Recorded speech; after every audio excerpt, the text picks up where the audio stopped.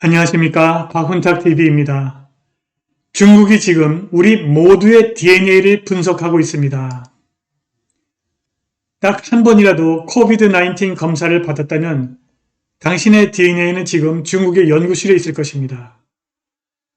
미국에서는 지금 중국인이 만드는 펄전 지네릭스라는 회사가 코비드-19 검사를 하고 있는데 이들이 미국인의 DNA를 중국 공산당으로 넘기고 있습니다.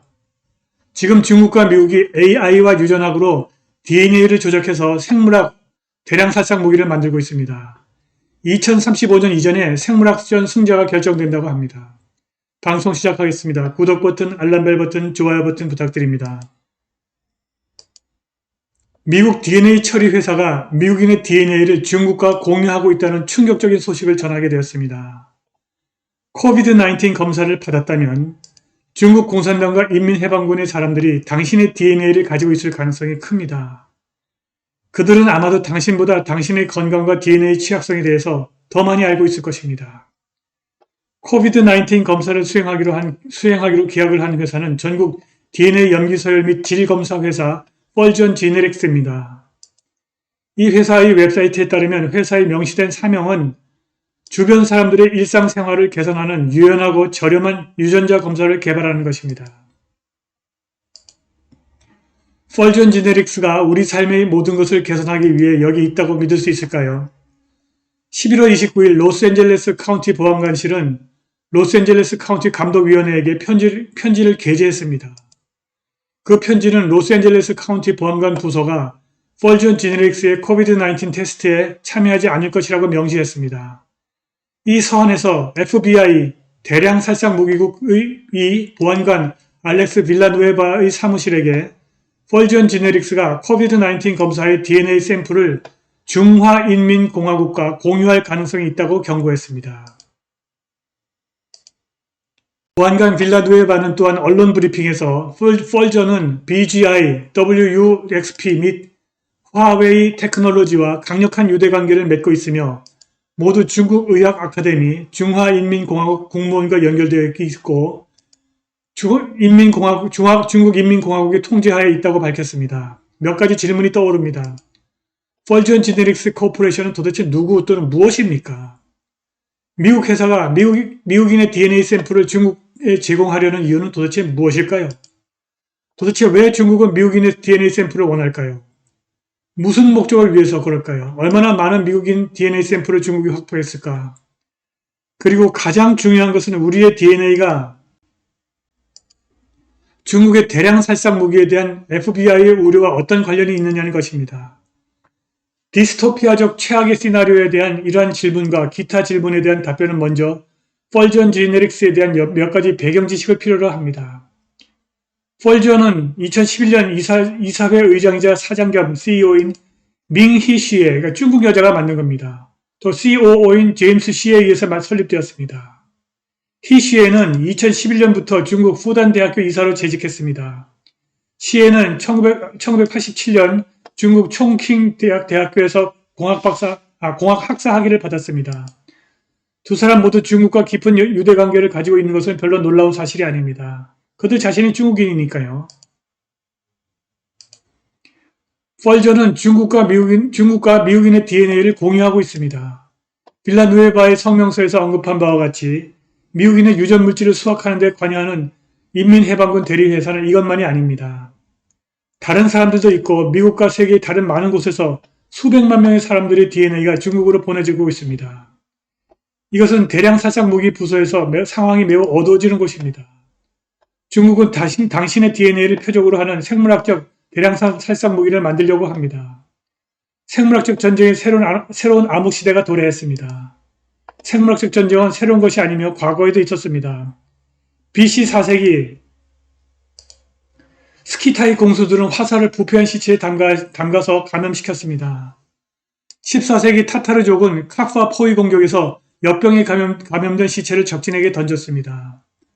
그리고 2차 세계대전에서 일본 제국군은 전염병이 만연한 벼룩으로 중국 도시를 폭격했습니다. 그러나 이러한 오래된 학교 형태의 생물전은 인공지능과 유전학을 활용하는 최신 DNA 기반 생물 무기 기술과 비교할 때 어린애 장난입니다. 우리는 새롭고 매우 위험한 시대에 들어서고 있습니다. AI와 유전학이 DNA 조작을 통해서 인체가 모든 종류의 질병과 싸울 수 있도록 할 수 있으나 이 동일한 기술을 사용해서 특정 사람들에게만 영향을 미치는 독특한 병원체를 생성할 수도 있습니다.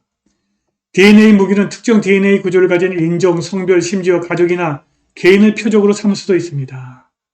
이것은 단순한 가능성이 아닙니다. 이미 현실이 아닐 확률은 매우 낮습니다. 적어도 이론상으로는 특정 DNA 특성을 가진 사람들에게만 해를 입히기 때문에 DNA 특정 생물 무기에 대한 역풍이 없습니다. 미국의 DNA에 대한 중국의 접근은 의심할 여지가 없이 국가안보 문제입니다. 일부 추산에 따르면 생물무기 군비 경쟁의 승자는 2035년에 결정될 것이라고 하는데 그보다 더 빠를 수도 있답니다. 매우 효과적이고 표적이 가능하며 치명적인 생물학 무기를 만들기 위한 경쟁에서 미국과 중국이 맞붙어 있습니다. 양국은 AI와 유전학에 막대한 자금을 투자했습니다. 각각은 이러한 슈퍼 DNA 기반 생물 무기를 만드는 데 앞장서기를 원합니다.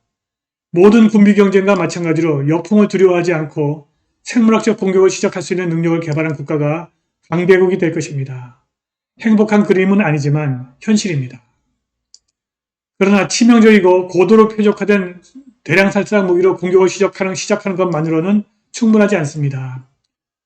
국가의 생존은 국가를 방어하는 능력에 달려 있습니다.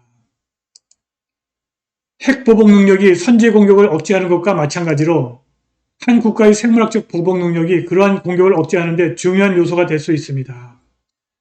그런데 AI와 유전학은 잠재적으로 수천 가지의 유전자 변형으로 치명적인 병원체를 쉽게 만들 수 있습니다. 그러나 수천 개의 새로 생성된 병원체에 대한 전체 인구 또는 소수 사람들을 예방하는 것은 적어도 지금 이 순간에는 불가능합니다.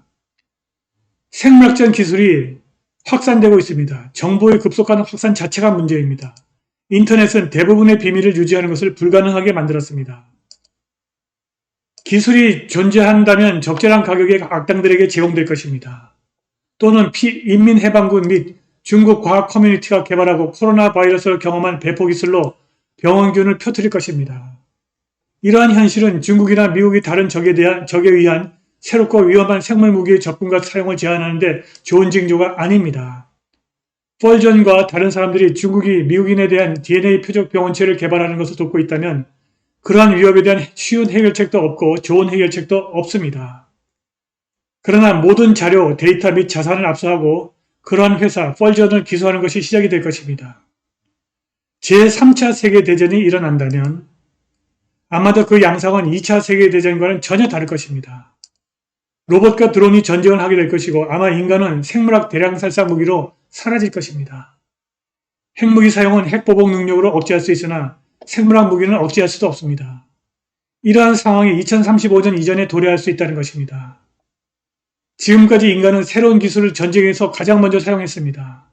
제1차 세계대전은 자동화기와 화학무기로 1천만 명 이상을 죽였습니다. 만일 제3차 세계대전이 일어난다면 대부분의 인간은 생물학적 무기로 희생될 것입니다. 이런 일이 2035년 이전에 벌어진다는 것입니다. 바로 이것이 온 인류가 반중을 해야 하는 이유입니다. 오늘 방송은 여기까지입니다. 감사합니다.